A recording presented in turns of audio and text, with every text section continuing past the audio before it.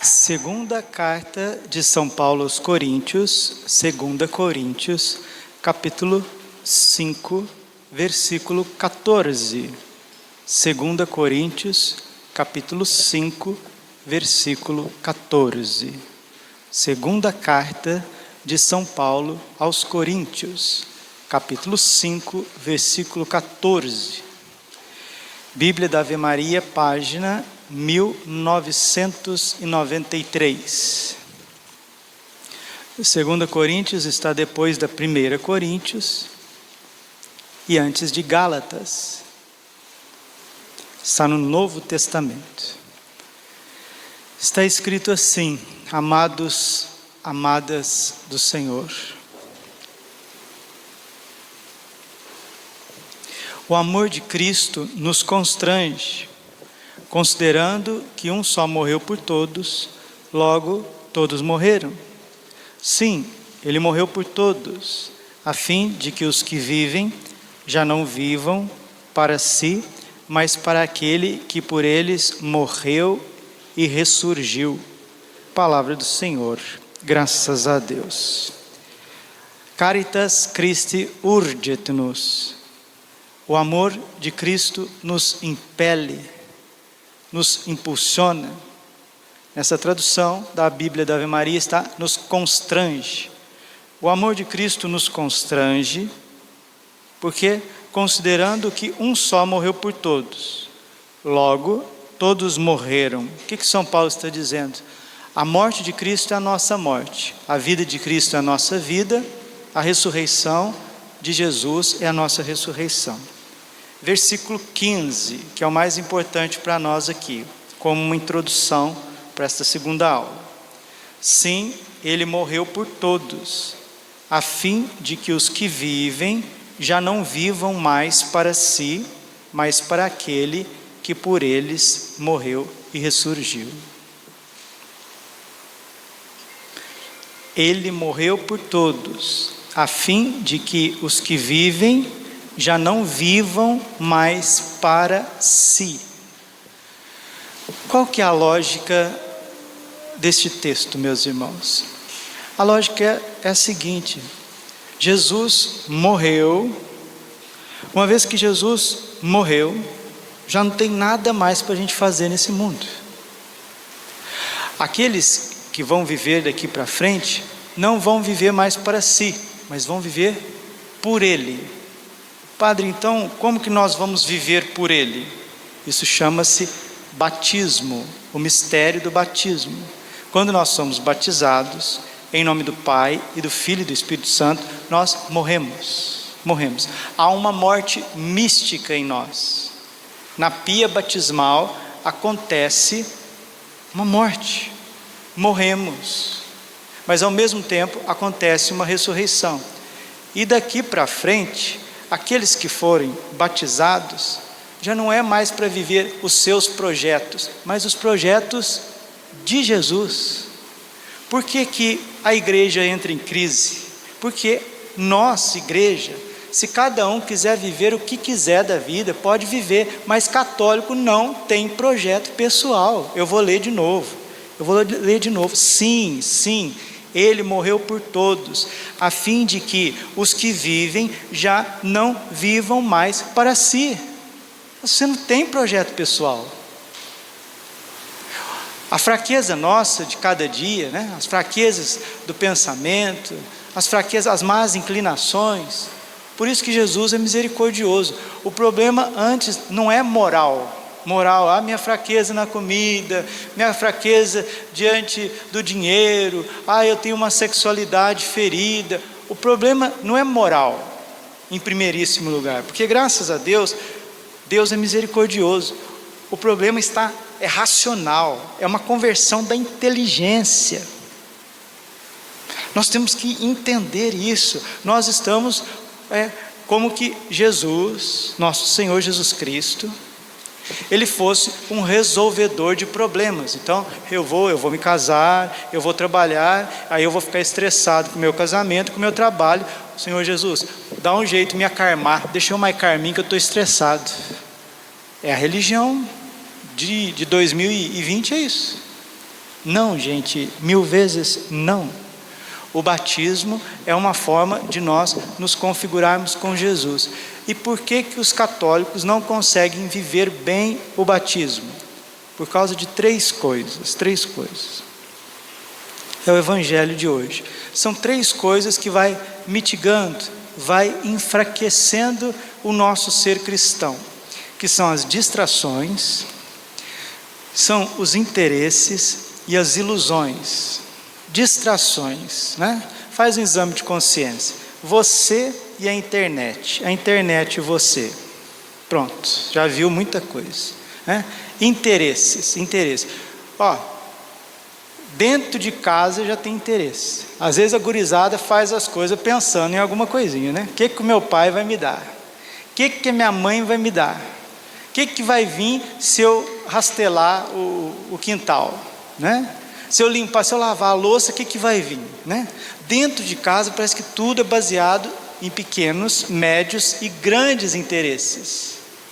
E aí as ilusões, muitas vezes, que passa na mente dos católicos, ilusões de uma vida melhor, de comprar algo, de construir algo, de viajar, de mudar. Distrações. São nós com a internet. Interesses, nossos relacionamentos. Nós parecemos que nunca conseguimos relacionar com as pessoas para enriquecê-las, para fazer com que as pessoas sejam melhores. Parece que sempre a gente tem alguma coisinha que a gente quer em troca. Isso pode ser, de certo, normal, natural, mas se for uma vida inteira assim, aí não tem desenvolvimento, não houve desenvolvimento espiritual. Então os nossos relacionamentos, não fica difícil de você enxergar que muitas vezes eles são marcados por interesses, até entre pais e filhos, marido, mulher, interesses entre irmãos, padres, no sacerdócio, tudo é interesse, tudo é visando me safar, né? Aquela lógica do pecador, foge da dor, busca o prazer, foge da dor, busca o prazer. E aí vem as ilusões, geralmente 99,9% materiais, ilusões de achar que nós vamos, eu estou falando para católicos, viu? Então o católico tem que ficar só rezando, padre, é isso que o senhor está falando? A gente tem que ficar aqui rezando, fazendo penitência a vida inteira? Não, de jeito nenhum. É o que a gente falou no encontro passado: o matrimônio, o sacerdócio, o trabalho, o cursinho, os amigos, a cidade onde eu moro, tudo são meios para eu viver a essência do meu batismo. Como quase ninguém é terra boa, quem que são os corações de terra boa? São os santos.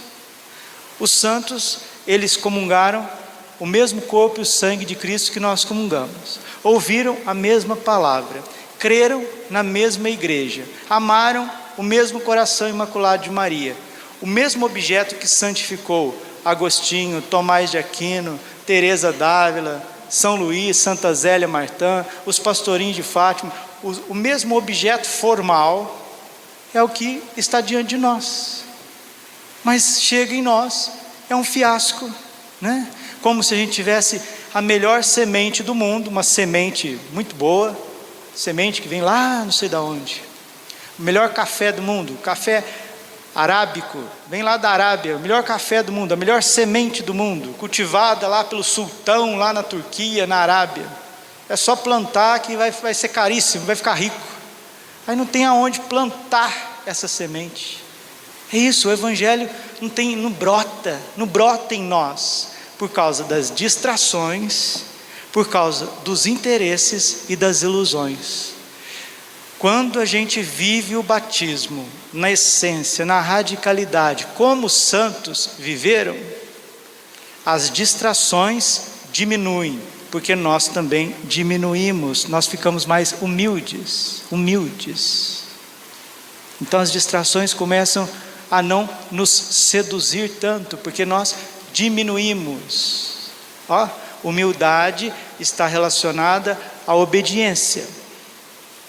Os interesses relacionais começam a diminuir também, porque nós começamos a amar verdadeiramente. Amor é isso.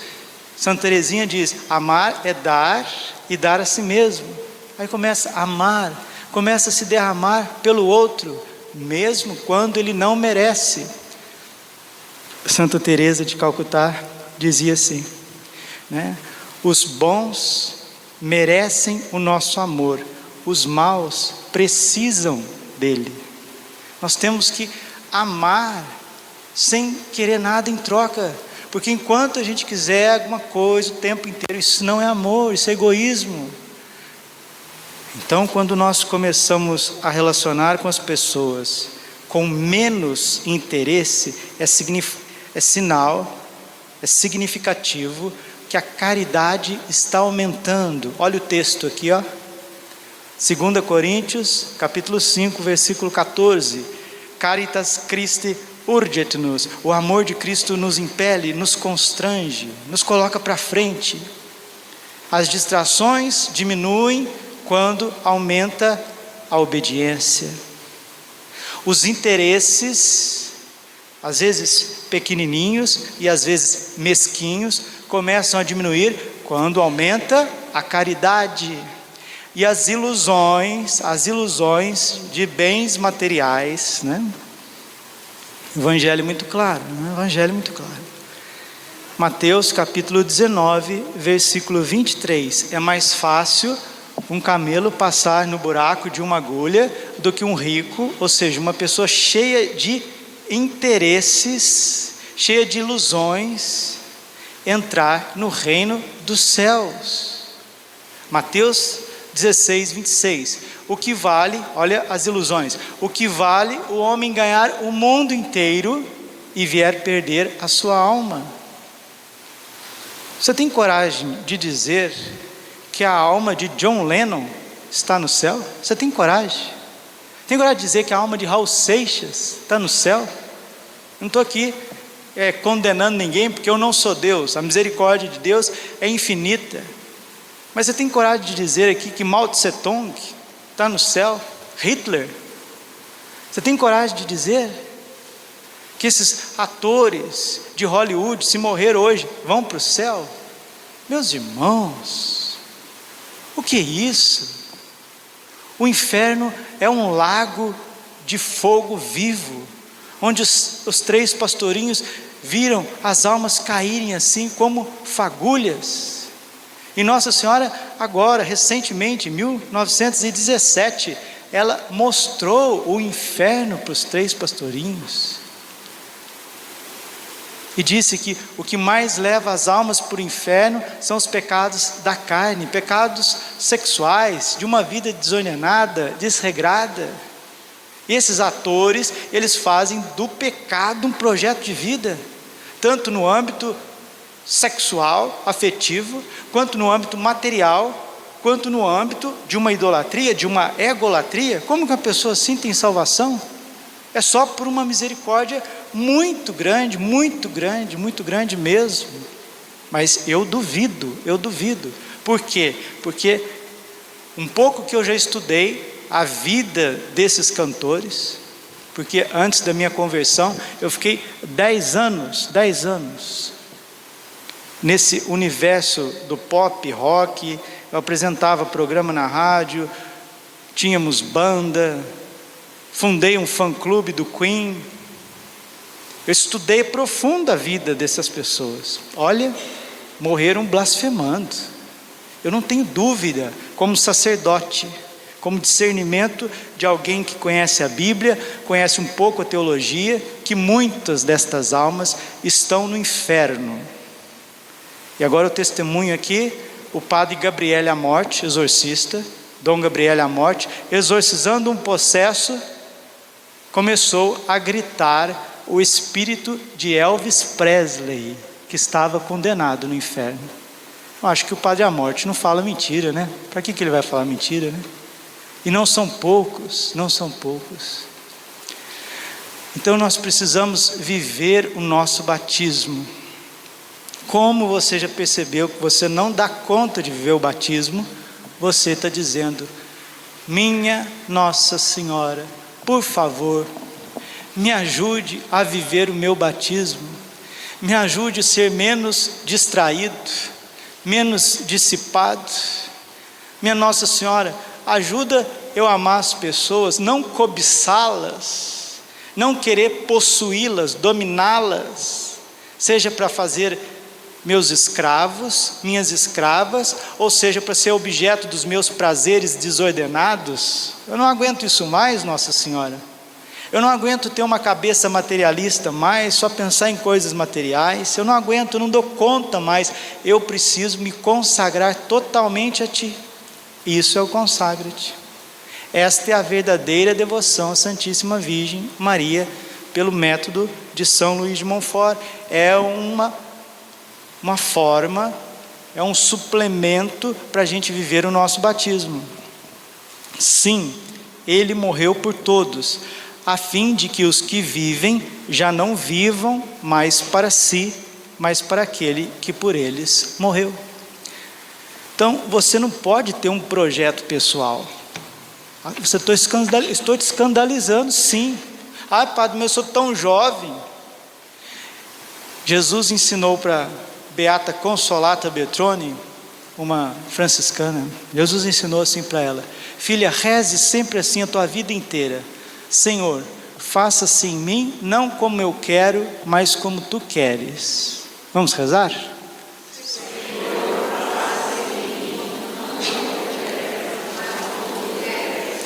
Senhor, faça-se em mim, não como eu quero, mas como Tu queres. Mais uma vez.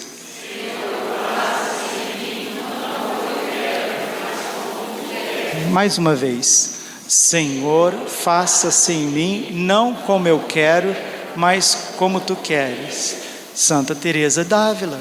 A santidade não é outra coisa senão a conformidade da nossa vontade com a vontade de Deus. É o que nós rezamos todos os dias: seja feita a vossa vontade, assim na terra como no céu. Se viver o batismo, a essência do batismo, se viver as virtudes da fé, da esperança e da caridade, se deixar levar pela obediência, pela caridade, pelo desprendimento, sempre foi difícil em todas as épocas, muito mais na nossa época. Nós estamos vivendo uma grande batalha espiritual. Nós estamos em 2020, essa década, 2020 até 2030, não é profecia, é simplesmente uma análise de conjuntura. É alguém que está enxergando as coisas e está percebendo que as coisas estão mudando. Esta década é decisiva, meus irmãos. Não dá para brincar mais, não dá. As pessoas que tiverem fardos desnecessários, os excessos vão nos esmagar.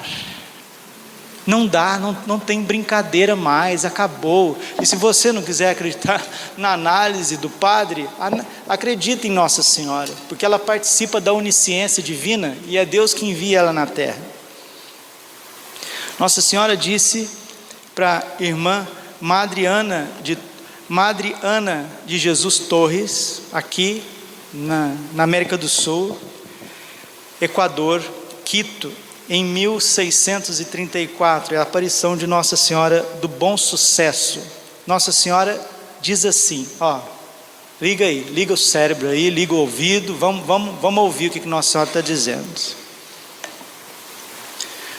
Em 1634, esta aparição em Quito, no Equador, é reconhecida pela igreja, pelo magistério da igreja.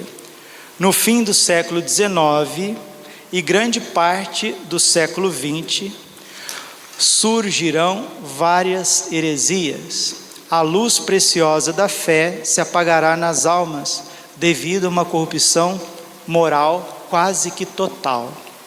Neste tempo, os ares se encherão de espírito de impureza, que a semelhança de um dilúvio de imundície inundará as ruas, as praças e os lugares públicos. Tamanha será a libertinagem que não haverá mais almas virginais no mundo. Ao controlar todas as classes sociais, as seitas penetrarão habilmente nas famílias e os demônios se gloriarão de alimentar perfidamente os corações das crianças. Perder-se-ão assim as vocações sacerdotais, será um verdadeiro desastre. Satanás controlará a terra por meio de homens infiéis que, feito nuvens negras, escurecerão o céu, bloqueando a alvorada radiante da liberdade da igreja. Tão terrível será esta noite que dará a impressão de o mal ter triunfado. Chegará então o meu tempo, quando destruirei de maneira assombrosa o orgulho de Satanás, lançando-o debaixo de meus pés, acorrentando-o no inferno e deixando a igreja finalmente livre de sua cruel tirania. Isso foi em Quito, no Equador, em 1634. E a Nossa Senhora está dando a data desse fenômeno, século XIX e século XX.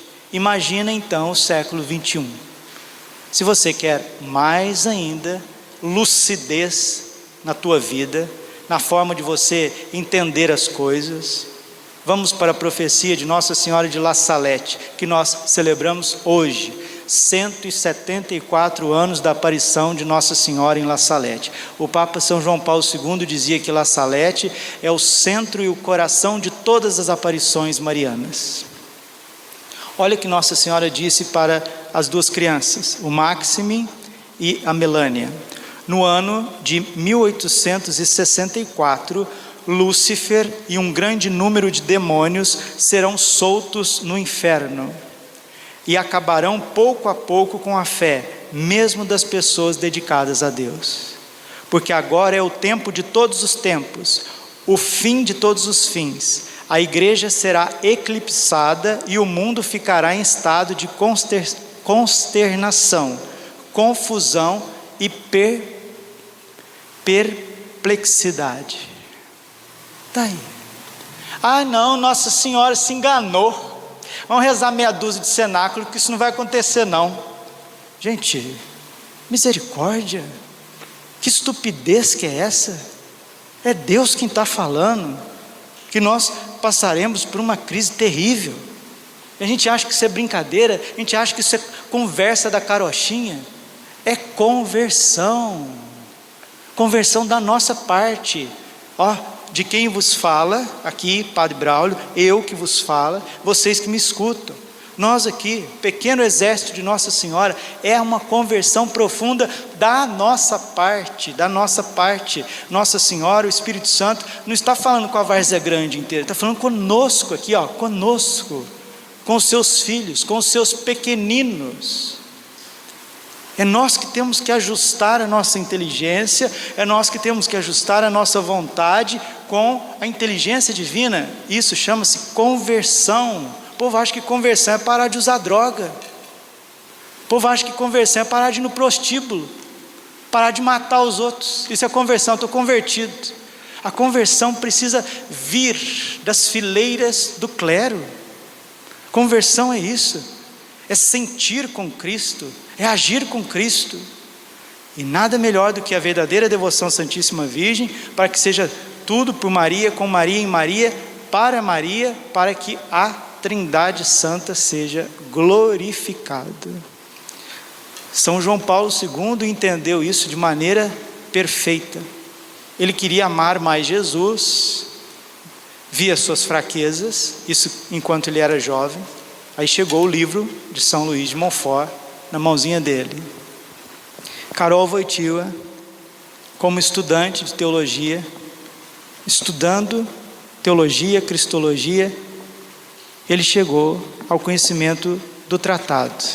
E ele leu o tratado. E quando ele completou 50 anos de sacerdócio, o Papa João Paulo II, ele disse assim: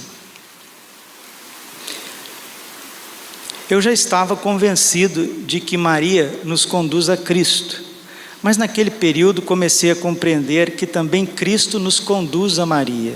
Olha, é o Papa que está falando com 50 anos de sacerdócio, 50 anos de totus tuus, aqueles 2 T's, né? Aquela cruz no brasão pontifical de João Paulo II significa isso, totus tuus. E ele disse que o totus tuus dele é por causa deste livro, do Tratado da Verdadeira Devoção, escrito por São Luís de Montfort. Eu já estava convencido de que Maria nos conduz a Cristo, mas naquele período comecei a compreender que também Cristo nos conduz a Maria. Foi um momento na qual estava em discussão o meu culto por Maria, que restringindo ou dilatando-se excessivamente, acabasse por comprometer a supremacia do culto que é devido somente a Cristo. Vem-me agora em ajuda o livro de São Luís Grignon de Montfort, que traz o título Tratado da Verdadeira Devoção à Santíssima Virgem Maria. Nele encontrei a resposta às minhas estou conseguindo falar, estou meio cansadinho hoje. Perplexidades. O autor é um teólogo de classe. Então São João Paulo II, ele estava com medo de procurar mais Nossa Senhora, de rezar mais a Nossa Senhora.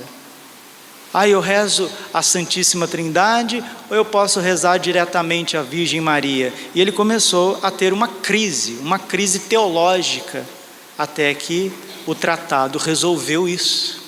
E ele quer resolver isso também na sua vida. Vamos para a introdução do tratado. Vamos lá. Pega aí. 19. Número 1, introdução. Número 1, primeira página, introdução. Diz São Luís: foi pela Santíssima Virgem Maria que Jesus Cristo veio ao mundo, e é também por ela que ele deve reinar no mundo.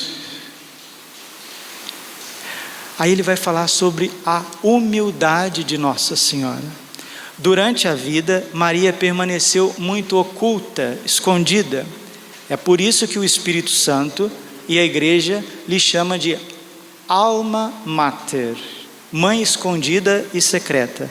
A sua humildade foi tão profunda que não teve na terra atrativo mais poderoso nem mais contínuo de que esconder a si mesma de toda criatura, para que só Deus a conhecesse. A fim de atender aos pedidos que ela lhe fez para que a ocultasse, empobrecesse e humilhasse, aprove a Deus ocultá-la na sua concepção e nascimento, na sua vida, mistérios, ressurreição e assunção, aos olhos de quase toda criatura humana.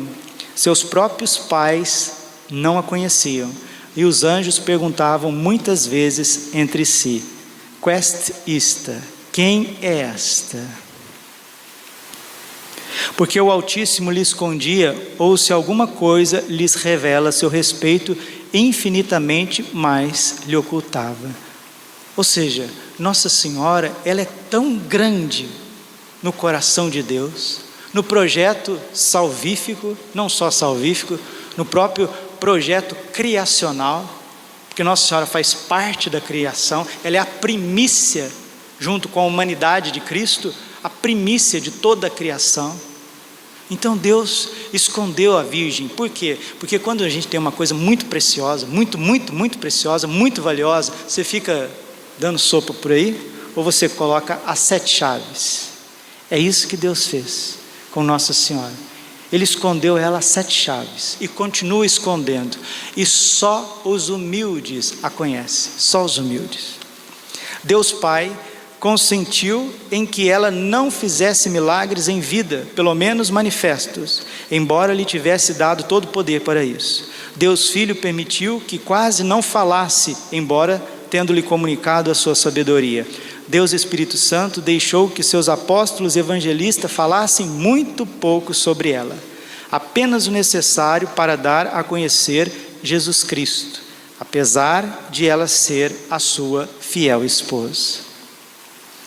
Continua São Luís Grignon: ele diz que Nossa Senhora é a obra-prima de Deus.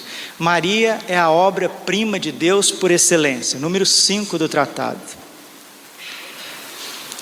Maria é a mãe admirável do Filho, a qual quis humilhá-la e escondê-la durante a vida para favorecer a sua humildade. Para este fim, tratava pelo nome de mulher.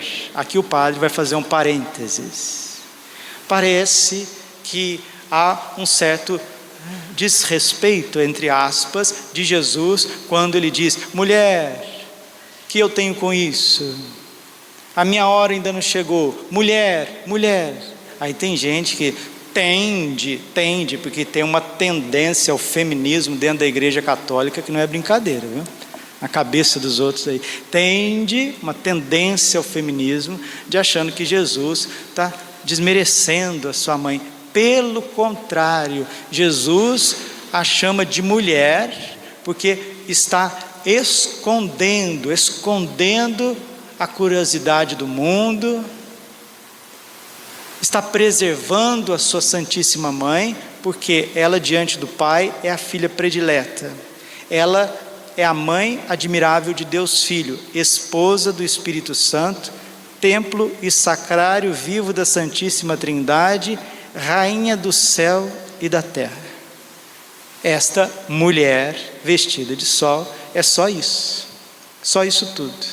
Então, quando Jesus a chama de mulher, é porque ele está amando Nossa Senhora com uma forma que o ser humano não entende. O ser humano não entende. Está exaltando Nossa Senhora.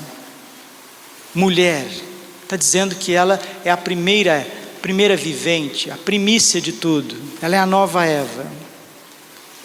Maria é a fonte selada e a esposa do Espírito Santo, onde só Ele tem entrada. Maria é o santuário, o repouso da Santíssima Trindade, onde Deus está mais magnífica e divinamente mais presente do que em qualquer outro lugar do universo, sem executar a sua morada acima dos querubins e serafins. Neste santuário, nenhuma criatura, por mais pura que seja, possa entrar, a não ser por grande privilégio.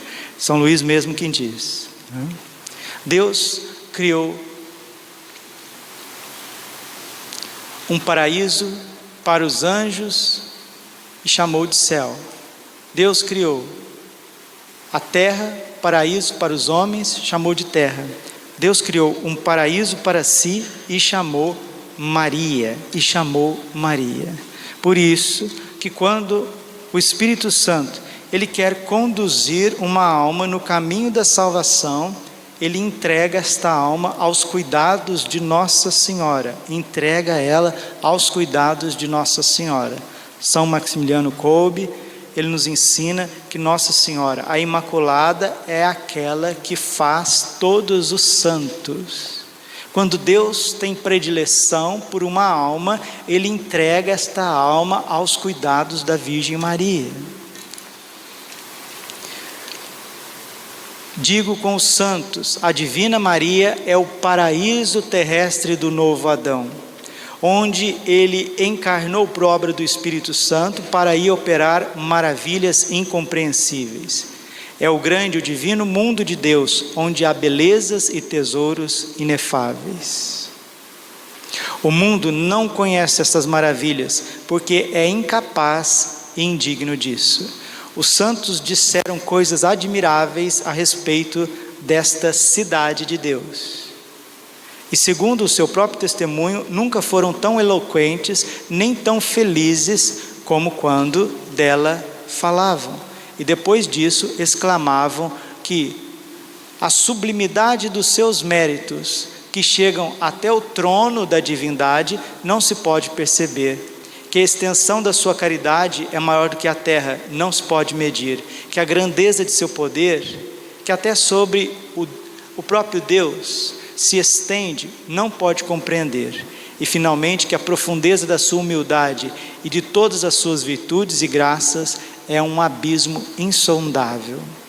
Ó sublimidade incomensurável, ó abismo impenetrável. Toda a terra está cheia da sua glória, particularmente entre os cristãos que a tomam por patrona e protetora em muitos reinos, províncias, dioceses, cidades. Quantas catedrais consagradas a Deus sobre a invocação da Virgem. Não há igreja sem um altar em sua honra, região ou rincão sem alguma de suas miraculosas imagens, ante as quais toda espécie de males são curados, se alcança toda espécie de bens. Quantas confrarias e congregações em sua honra, quantos institutos religiosos colocados sobre o seu nome e proteção, quantos confrades e irmãos daquelas confrarias, quantos religiosos e religiosas de todos esses institutos publicam os seus louvores e anunciam as suas misericórdias. Não há criancinha que balbuciando o Ave, Ave Maria, não a louve. Não há pecador mais empedernido que não tenha ao menos uma centelha de confiança nela, e não há demônio algum no inferno que, temendo-a, não respeite. É assim mesmo, está na boca de todos. Ave, você já viu? Ave, Nossa Senhora, Ave Maria, Virgem Maria, todo mundo fala isso, de súbito, espontaneamente, todos, aqueles que estão na graça, aqueles que não estão na graça, porque todas as gerações hão de me proclamar bem-aventurado. 13. Foi o meu coração que ditou aquilo que acabo de escrever, com particular alegria, a fim de mostrar como Maria Santíssima tem sido insuficientemente conhecida até agora, e como é esta uma das razões porque Jesus Cristo não é conhecido como deve ser. Se é certo que o conhecimento e o reino de Jesus Cristo se estabelecerão no mundo, não será mais que uma consequência necessária do conhecimento e do reino da Santíssima Virgem Maria. Ela deu Jesus Cristo ao mundo a primeira vez, e há de fazê-lo resplandecer também a segunda vez. Por que que Cuiabá, região de Cuiabá, a Baixada Cuiabana, ainda tem uma fé católica bonita? Porque aqui se impregnou um espírito mariano. Vai em outros lugares para você ver se tem fé católica igual aqui em Cuiabá. Vai nas capitais brasileiras aí, vai andar aí para você ver. Acabou, está acabando. Na Europa nem se fala. E eu vou terminando. É o cardeal Newman, né? Bem-aventurado. Não, já foi canonizado, né? Henry Newman, São Newman, cardeal da Inglaterra.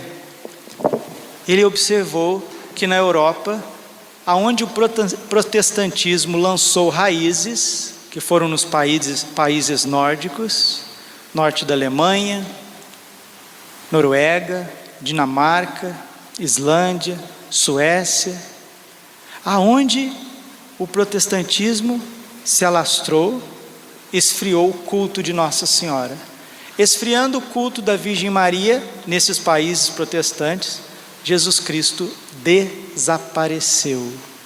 E hoje a Europa é berço de todas as ideologias, idolatrias.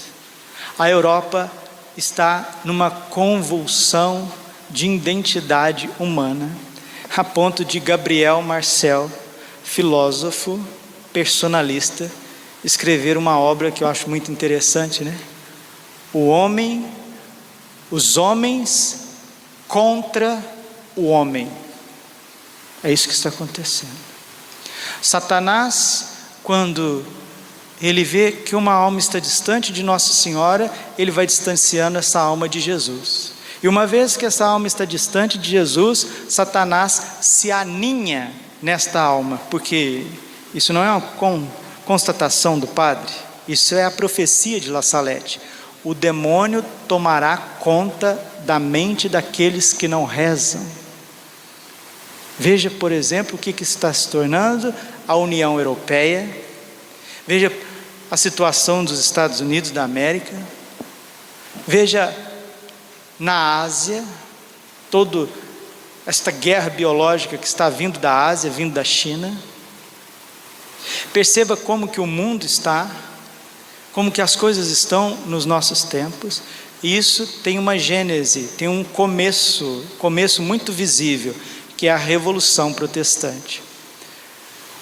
O protestantismo é um não declarado à Igreja Católica. Quando se diz não à igreja, rapidamente você também dirá não a Jesus Cristo. O não a Jesus Cristo é o iluminismo francês maçônico. Quando se diz não a Jesus Cristo, isso vai levar a um terceiro não, que é o ateísmo comunista, a Revolução Russa. E quando se diz não a Deus, vai acabar dizendo não ao próprio ser humano. Nós estamos vivendo esta quarta revolução. 2020 é o marco desta quarta revolução. Revolução Protestante em 1517, não a igreja. Revolução Iluminista em 1717, não a Cristo. Revolução Comunista em 1917, não a Deus. E esta guerra biológica do coronavírus, esse teocratismo, né? Tecnocratismo, essa tecnocracia virtual, isso é um não ao ser humano. O ser humano não tem valor, vai ficar em casa, vai trabalhar. Aqui na empresa, aqui quem manda é o computador, aqui quem manda é a máquina. Vai lá pegar o dinheirinho lá do Bolsonaro. Vai lá pegar, como é que chama isso? Como é que o Bolsonaro deu o nome nesse negócio? Auxílio. Vai lá pegar o auxílio. Aqui quem manda é a internet, 5G. Vai lá, se tiver auxílio tem, se não tiver não tem. Fica em casa, toma ivermectina, toma cloroquina, toma tudo. A mão da gente está quase caindo de tanto tomar as coisas. Vai tomando tudo que você quiser. Some daqui. Você não está percebendo que nós estamos sendo destruído pelos próprios homens? Os homens contra o homem, é a quarta revolução. E é por isso que Nossa Senhora aparece tanto. E ela já veio reparar esse mal aparecendo aqui na América em 1531 em Guadalupe, cidade do México, Nossa Senhora de Guadalupe. Guadalupe significa aquela que esmaga a cabeça da serpente. Depois Nossa Senhora aparece em 1634 no Equador para proteger a América do Sul. Depois em 1717 manifesta nas águas do Rio Paraíba, Nossa Senhora Aparecida.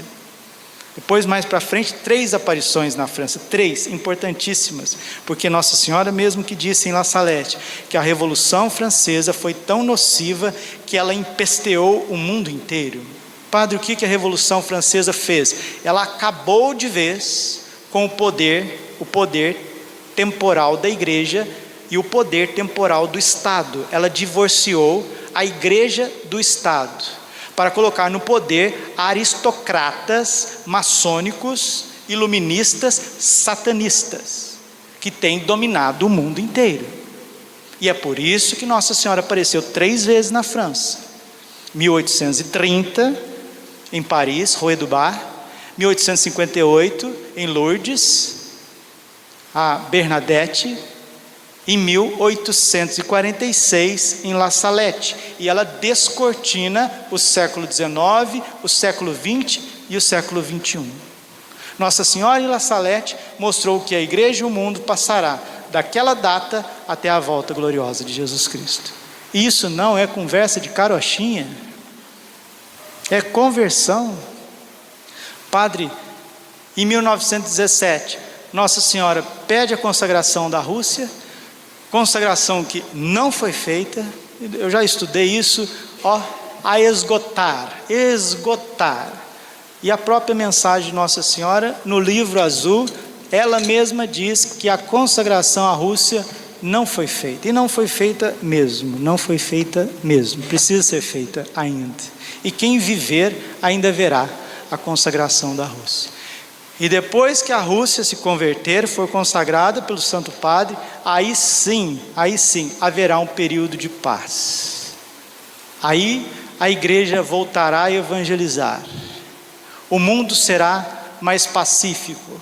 Essa violência, esses medos, o tecnocracismo, a internet tomando conta de tudo, vai acabar todas essas porcarias. Nós vamos voltar a viver a vida normal. Mas antes do triunfo, isso não existe. E São Luís de Montfort, nós vamos ver no capítulo 2, semana que vem, ele fala dos apóstolos dos últimos tempos. Não é do fim do mundo. O fim do mundo está muito longe, a gente nem sabe quando vai ser o fim do mundo. Deus não revelou nem aos anjos.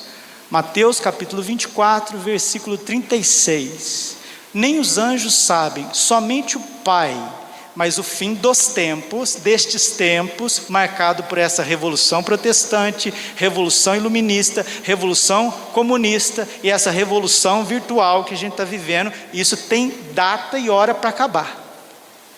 E é o triunfo do coração imaculado de Maria. Só que antes disso, nós precisamos nos preparar. Como? Humildade. Santo Agostinho diz assim: queres vencer o demônio? Te dou 3 conselhos. Primeiro, humildade. Segundo, humildade. Terceiro, humildade. Nossa Senhora está reunindo e formando o exército da humildade. O exército dos pequenos, dos fracos, das suas pequenas crianças, que ela vai utilizar para destruir o mal. Para destruir o mal. Um dia, quando eu estava de férias, termino. Fui de férias, era seminarista ainda. E quando eu sempre passei os meus 8 anos do seminário sem celular. Foi depois de padre que me deram esse negócio, e eu estou quase pegando, jogando lá no Rio, Paraíba, Cuiabá, sei lá. Detesto celular, detesto celular, internet. Isso não é para mim, eu não aguento viver nesse mundo mais. Falo isso para Jesus todo dia. Quando não tinha essa porcaria para acabar com a nossa vida, todas as vezes que eu acordava de manhã, eu escutava a voz de Deus com uma facilidade muito grande, muito grande. Tem um dia que eu acordei, estava de férias, acho que foi 2015 para 2016, estava em Minas, mais descansado. Eu escutei uma voz doce, que é a voz da Virgem Maria. Eu sei quando ela está falando comigo. Ela disse assim, no coração: eu escolhi Cuiabá, para que de lá eu pudesse esmagar a cabeça da serpente no Brasil. Uma salva de palmas para Nossa Senhora. Ela está formando o seu exército. Ela está formando o seu exército. Ela está formando o seu exército. Vamos cantar a nossa consagração ao coração imaculado de Maria. Ó minha Senhora, ó minha Mãe.